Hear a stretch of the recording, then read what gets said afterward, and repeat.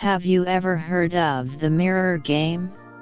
Picture this, tucked away in the dark corners of online forums and whispered conversations, there's a story that sends chills down the spines of those who hear it.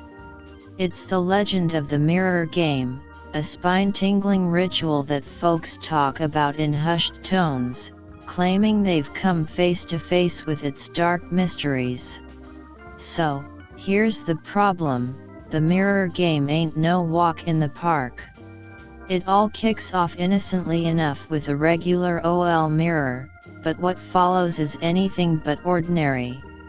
If you're brave, or foolish, enough to give it a shot, you'll need 4 sleeping pills apparently, they're key to the weird stuff that happens next. Once you're all set, it's time to dive in. You start by whispering some ancient words, the kind that make the hair on the back of your neck stand up. They say these words wake up the mirror version of you, bringing it to life in a seriously spooky way. At first, it's subtle, a flicker here, a shadow there. But as the game goes on, things start to get real creepy.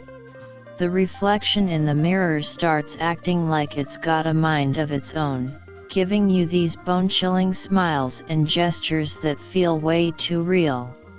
But hold on to a crucifix, because the mirror game isn't all fun and games. The deeper you get, the scarier it gets. Some say the thing in the mirror starts getting downright nasty, like it's trying to trap you in its world. And let me tell you, the folks who've been there and back, they've got stories that'll make your hair stand on end.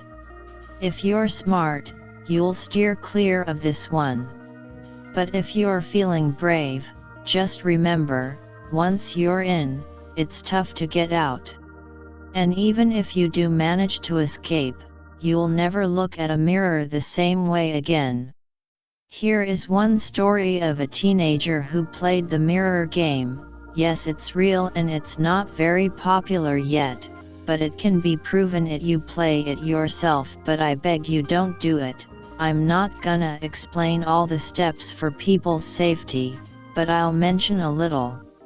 In the shadows of an old church, hidden away in a forgotten storage room, a teenage boy stumbled upon an ancient tome that would change his life forever. The weathered pages were adorned with strange symbols and cryptic writings, most of which were in a language he couldn't decipher. But amidst the Latin passages, he found one page written in English, a page that would lead him down a path of darkness and despair. It was February 20th, 1967, when the boy and his 3 friends gathered in his attic, drawn together by the promise of forbidden knowledge. With trembling hands, he recited the incantation from the book, each word sending shivers down his spine. As the final syllable fell from his lips, a hushed silence enveloped the room, broken only by the faint sound of his racing heart. Following the instructions laid out in the ancient tome, they positioned 2 mirrors opposite each other, their reflective surfaces poised to capture the unseen. With bated breath, they waited, watching for any sign of movement in the mirrored images that surrounded them. And then it happened, a subtle shift, a barely perceptible movement that sent a chill coursing through their veins. One of the reflections moved, its head tilting ever so slightly in response to the boy's invocation. In that moment, the air grew heavy with an otherworldly presence, and the boy knew that they had awoken something beyond their understanding. What followed was a descent into madness, a nightmare from which there was no waking. The once bright-eyed teenager became consumed by darkness, haunted by visions that tore at his sanity. His friends, too, were not spared from the horrors unleashed by their reckless curiosity. In the end, the boy's mind could no longer bear the weight of the secrets he had unearthed. In a moment of desperation and despair, he took his own life, leaving behind only a journal detailing the horrors he had witnessed and a warning to those who dared to follow in his footsteps. And so, the tale of the mirror game became a cautionary legend, whispered about in hushed tones by those who knew of its dangers. For in the shadows of the unknown, there are forces beyond our comprehension, forces that should never be disturbed. The point of the game is to try and survive until it becomes less hostile and turn back to normal, and that's how you know you survived. Sometimes it can trick you into thinking it's back to normal to get you to let your guard down. It's a very dangerous game, and they do have the power to switch places with you, but I can't help but wonder how many others felt victim to this. The only way you'll know, if you see how they are acting, you'll know because they're not acting like themselves. Perhaps if you pay close attention you'll see they are imposters. Here is some Google search results about the mirrors. What happens when you stare at yourself in the mirror for too long? In normal observers, gazing at one's own face in the mirror for a few minutes, at a low illumination level, produces the apparition of strange faces. Observers see distortions of their own faces, but they often see hallucinations like monsters, archetypical faces, faces of relatives and deceased, and animals. Why shouldn't you sleep with a mirror next to you? Some suggest avoiding them altogether, while others recommend positioning them away from the bed. This advice is rooted in the notion that mirrors have the power to reflect and intensify both positive and negative energy, potentially interfering with sleep quality. What is catoptrophobia?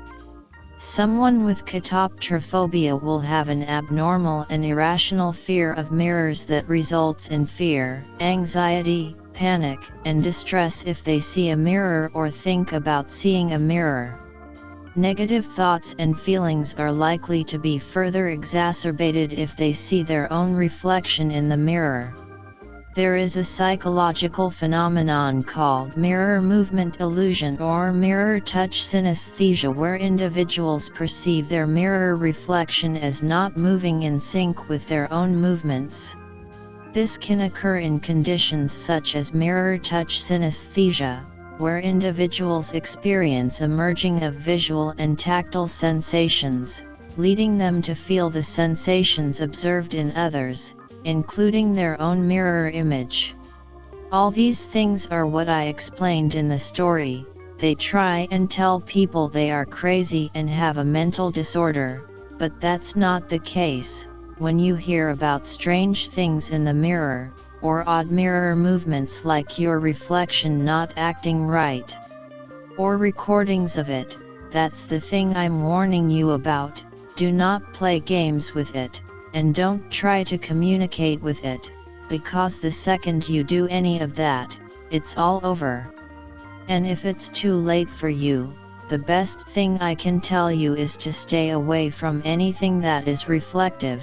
Do not fall asleep near anything that is reflective. Cover anything reflective if you can.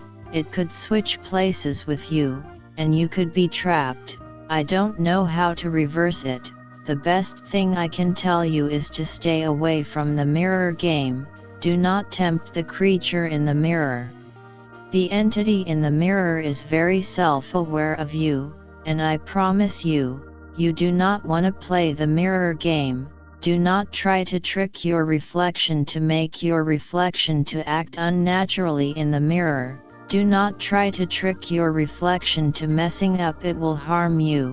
This is my warning. Share this warning with everyone you love, family, friends, cousins, brothers, anyone, or if you feel like your loved one is in danger, or you saw your reflection not acting how it should, cover your mirrors. Do Not sleep near any mirrors. Do not go anywhere that has reflections. Do not play the mirror game, at any circumstances.